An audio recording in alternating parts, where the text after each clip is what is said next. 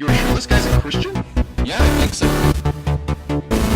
Truth. Agape Geeks, Jesus loves you. My name is Cody, and this is the Christian News Show we do every Monday, Wednesday, and Friday. And the first thing we have to talk about today, it is the 50th year anniversary of the March on Washington. And if that doesn't sound familiar, it's the day that Martin Luther King Jr. gave his I Have a Dream speech. But that day isn't just about Martin Luther King Jr. People came from all over the United States to help make a difference. And it didn't only affect the equality of people with different skin colors, it also affected equality with gender, religion, or anything else somebody can use to try to define another human being. And part of me says, look, we have a black president. Look how far we have come since 1963. But then I think, should that really be that big of a deal? Should that be that big of a surprise by now? Shouldn't we already find that to be the norm? I think for the most part, the United States has grown tolerant of people different than us, and I think that that is great. But I don't think that until that tolerance becomes acceptance, we can really move on. That being said, Miley Cyrus is a thing.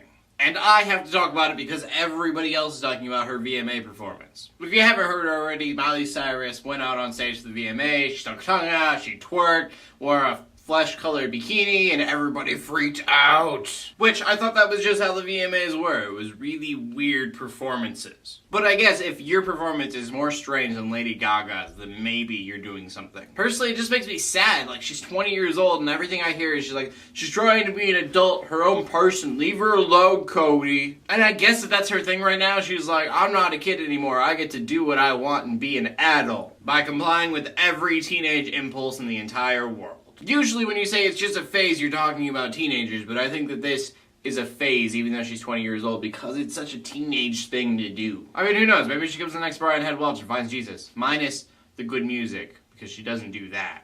But still.